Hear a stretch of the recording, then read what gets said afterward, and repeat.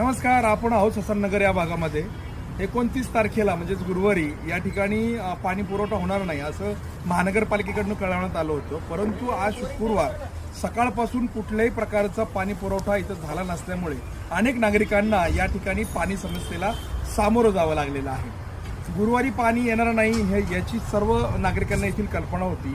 मात्र गुरुवारी पहाटेपर्यंत खडकवासला भागात काम चालू असल्यामुळे पालिकेकडनं कळवण्यात आलं. ते पण आज कळवण्यात आलं, काल कळवण्यात आलेलं नाहीये.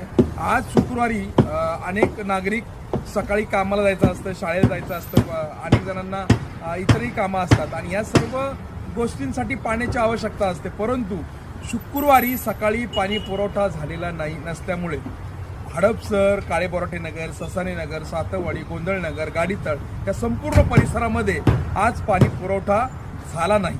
त्यामुळं अनेक नागरिकांनी पुणे महानगरपालिकेचे जे कोणी लष्कर पाणी पुरवठा जे अधिकारी आहेत किंवा इतर पाणी सोडणारे जी लोक आहेत त्यांना फोन केले आणि ते फोन केल्यानंतर त्यांच्याकडनं उत्तर देण्यात आलं की 11 वाजता पाणी येईल, 2 वाजता पाणी येईल. तो पुणे महानगरपालिकेकडनं लष्कर पाणी पुरवठा केंद्राकडनं कुठल्याही प्रकारची माहिती देण्यात आलेली नाही. त्यामुळं नागरिकांना कामावर जाण्यासाठी किंवा शाळेत जाण्यासाठी अनेक प्रकारचा उशीर झाला. महिलांची मोठी कुचंबना झाली, कारण घरात अनेक प्रकारचं पाणी त्यांना लागतं. परंतु कुठलाही पाणी पुरवठा झाला नसल्यामुळे आज अनेक नागरिकांना या त्रासाला सामोरं जावं लागलं. पुणे लष्कर पाणी पुरवठा केंद्राकडनं रामटेकडी या ठिकाणी जो पाणीचा पॉईंट आहे, टँकरचा पॉईंट आहे, त्या ठिकाणावरनं तुरळक प्रमाणात टँकर सोडण्यात आले.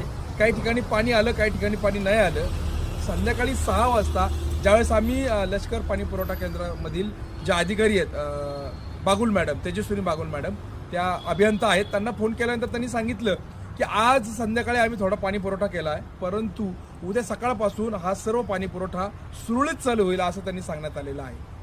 महाराष्ट्रनामा, मी पत्रकार मुकेश वाडकर, हडपसर, ससाने.